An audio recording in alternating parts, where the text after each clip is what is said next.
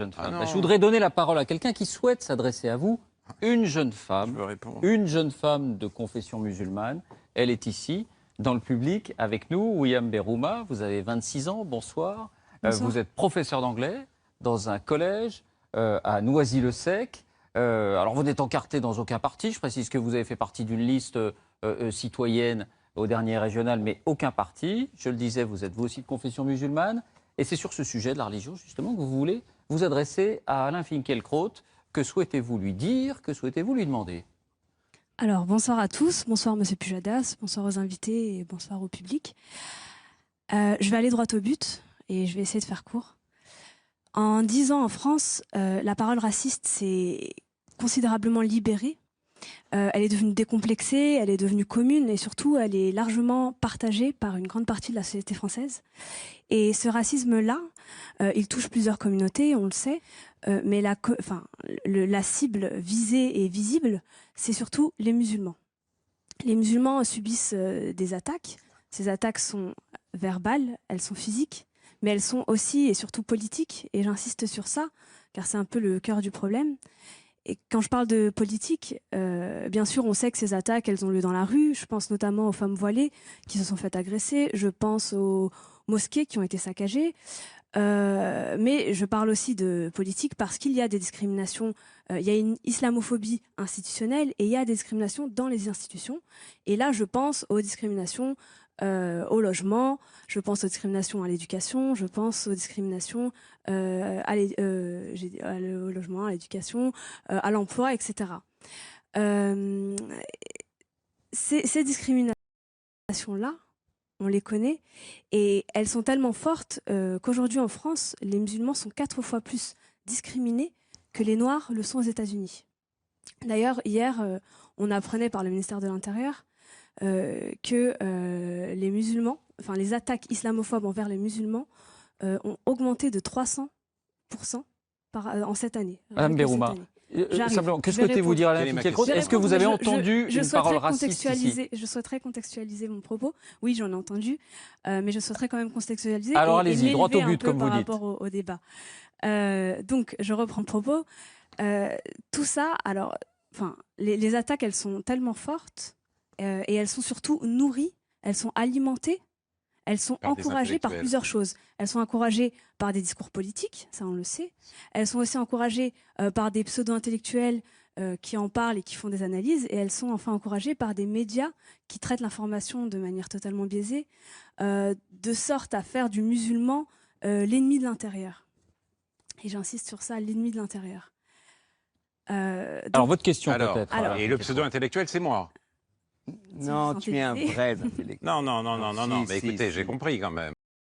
J'ai compris. Alors, je peux vous répondre. Quel est le propos que vous avez entendu ce soir, par exemple, qui vous trouble ou que vous jugez déplacé? Je préfère terminer mon propos tout d'abord. Et ensuite, de toute façon, on aura le temps d'en parler. Donc, je disais que tout ça a été nourri et alimenté. Et moi, en tant que musulmane, je le vois tous les jours et je ne peux que constater ce climat nauséabond dans lequel je vis et qui... depuis quelques années, vous le constatez? Depuis plusieurs années, oui, depuis plusieurs années, dans lequel je vis, et qui est très dangereux. Vous sentez de la méfiance, vous sentez des regards qui ont changé? Oui, et alors il y a beaucoup de méfiance, et surtout, on se sent marginalisé. Il y a une partie de la population qui est marginalisée, et ça nuit très très fortement à une capacité qu'on pourrait avoir à faire société, à créer un nous inclusif. Et moi, je pense que c'est ça dont on a besoin en ce moment, les Français. C'est-à-dire qu'on a besoin de réfléchir, et c'était ça le rôle des intellectuels, et je pense qu'ils ont raté sur ce coup-là, à réfléchir à comment créer une société plus juste, une société plus égalitaire, une société beaucoup plus apaisée aussi. Et c'est ça, on en a besoin de ça. J'arrive à mon propos. Donc, c'est un dialogue, hein, donc... Oui, je sais. Oui, je voudrais pouvoir vous répondre. Et là, je m'adresse à vous, Monsieur Finkielkraut, et je trouve que sur ce point-là, vous avez fait tout le contraire. Là où votre rôle d'intellectuel, c'était d'éclairer les débats, vous avez au contraire obscurci nos pensées, nos esprits, avec tout un tas de théories vaseuses et très approximatives. Je tiens à le dire. Est-ce que vous avez un exemple? Non, mais c'est pas possible, il faut que je réponde quand même. J'aimerais terminer quand même. Je suis vaseux, je suis approximatif, je suis un pseudo-intellectuel. On essaie de dialoguer. On vous a énormément entendu sur presque tous les plateaux. Je n'ai que quelques minutes pour parler. J'aimerais que vous ne me coupiez pas, s'il vous plaît. Donc, Bon, c'est bien de dialoguer en même temps. Oui, tout à fait. Mais j'aimerais terminer mon propos. Ensuite, il me parlera et je lui répondrai s'il le faut. Donc, ces théories vaseuses. Et vous avez surtout surfé sur des peurs. Vous avez alimenté des amalgames que j'ai entendus, que bon nombre de mes concitoyens ont entendus. Et tout ça a encore plus alimenté ce climat-là délétère et ce climat qui est très, à mon sens, qui est très grave. Et vous avez surtout, ce qui est pour moi le pire, vous êtes octroyé le droit de parler d'islam, de parler des musulmans et de parler des quartiers populaires, alors que vous n'en avez ni les compétences, ni la légitimité. Bon, merci. Je n'ai pas terminé, je souhaite terminer. Non, là, on va lui laisser vous répondre, s'il vous plaît. Il faut que ce soit un dialogue, faut que ce soit... C'est pas possible, écoutez. Alors, je vous rassure, monsieur Finkielkraut, je vous rassure, vous allez me répondre tout de suite. Et vous n'êtes pas le seul à jouer à ce jeu-là. J'interpelle aussi les médias qui vous font tribune et qui vous permettent de parler à vous et à d'autres personnes comme monsieur Zemmour, comme monsieur Bernard-Henri Lévy, et qui vous permettent à vous... Voilà, mais là, eux, ils ne sont pas là pour répondre. Là, il est là, lui, je sais, mais je termine. Il vous répond. Allez-y, Alain Finkielkraut. Non, je termine. Allez-y. Des semeurs de haine et de discorde. C'est catastrophique. Et moi, je vous pose ma question. Du coup, je vous la pose, ma question. Allez, alors allez-y pour la question. Alors, ma question, c'est, êtes-vous conscient, et du coup, vous aussi, monsieur Pujadas... Que vous êtes un salaud, non. Êtes-vous conscient... J'aurais pu le dire, mais je ne l'ai pas dit.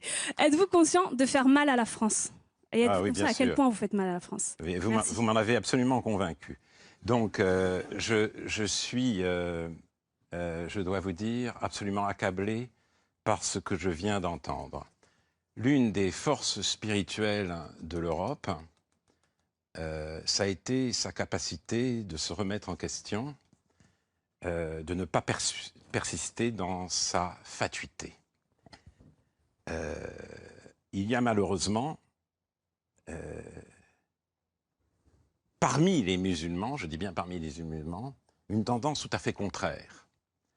On se replie sur une susceptibilité à fleur de peau et on cherche à toute chose un coupable extérieur. Et c'est véritablement dommage, car l'occasion, si vous voulez, ça s'impose aujourd'hui. Une remise en question de l'islam par lui-même est absolument indispensable. Et, je dois dire, un certain nombre d'intellectuels musulmans le font.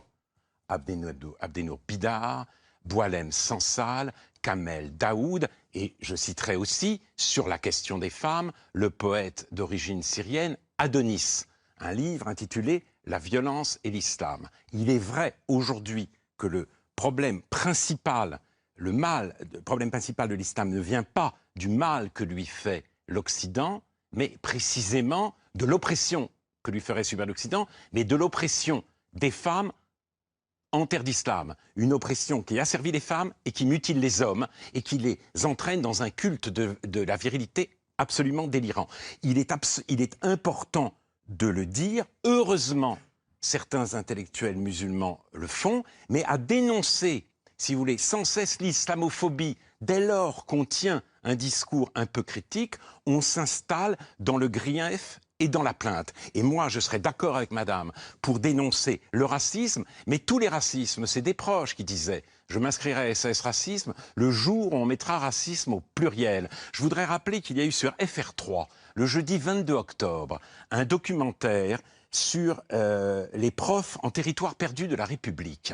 Et dans ce documentaire, Smaïn Lahacher, un sociologue algérien, parlait de l'antisémitisme dans les familles arabes. Et il disait qu'il est présent dans l'espace domestique, qu'une des réprimandes, une des insultes des parents quand ils veulent réprimander leurs enfants, c'est de les traiter de juifs. Et il dit cet antisémitisme, il est comme l'air qu'on respire. Voilà une réalité avec laquelle il faut se confronter. Évidemment, il ne s'agit pas d'incriminer toute une population, toute une culture, toute une communauté. La preuve, c'est Smaïn Lahacher qui le dit. Mais essayons, là, c'est pour ça que je reprends la phrase, nous sommes tous dans le même bateau, essayons ensemble de faire face à toutes ces réalités, à toutes ces formes d'exclusion, mais cette façon, si vous voulez, d'insulter quelqu'un qui essaye de regarder la réalité en face, sincèrement, ça ne nous aide pas et ça a quelque chose d'absolument désespérant. William Berrouma. Oui, c'est bon. Du coup, je vais vous répondre, mais je ne vais pas perdre de temps parce que pour moi, vous n'avez pas répondu à ma question. Vous me parlez des femmes à l'extérieur de la France. Moi, je suis une femme française et musulmane et je vous parle en mon nom. Donc, je ne vois pas du tout pourquoi vous me parlez d'autre chose. Ça ne me concerne pas. Je parle de ce qui se passe en France. Ensuite, je parle de l'association Ni pute ni soumise. Je parle de ce qui se passe en France. Eh bien, moi, je vous parle de moi et je ne me sens pas opprimée et pourtant, je suis musulmane. Donc, de quel droit parlez-vous de cela? Ensuite, je vais vous dire... Je pense même pas que je vais perdre mon temps à répondre. Je vais plutôt vous dire, il y a une vidéo qui tourne sur vous sur Internet où vous criez à Monsieur Dafri, taisez-vous, taisez-vous. Je vais vous dire, moi, pour le bien de la France, je vous dis la même chose. Taisez-vous, Monsieur Filkenkrog. Voilà, c'est merveilleux. Vous l'avez invité. Alors, je voudrais quand même, une toute petite réponse. C'est très intéressant, si vous voulez. En effet, sur une vidéo qui tourne sur YouTube, je dis taisez-vous. C'était dans des conditions tout à fait particulières. Je suis invité chez TADI. Personne n'a vu cette vidéo, oui, donc on va peut-être pas... Alors je vais vous dire, si, tout le monde l'a vu. Des millions de personnes l'ont vu. Des millions de personnes l'ont vu. Tu m'as dit aussi taisez-vous à moi. Ouais, je le dis à tout le monde. Oui, c'est pas grave. C'est pas grave. Non, mais ça t'a pas coupé le sifflet. Non, mais si vous voulez, bon, alors... je suis accusé d'être barétien. C'est un contresens terrible. J'essaye de répondre et je suis interrompu une fois, deux fois, trois fois. Pour pouvoir finir ma phrase, je dis taisez-vous. C'est tout. Sinon, j'adore, je n'aime rien tant que les discussions âpres et vigoureuses. Et comme disait Montaigne, qui me contredit m'instruit. Alors, Daniel Cohn-Bendit, qui n'hésite pas à vous contredire. Moi, je voudrais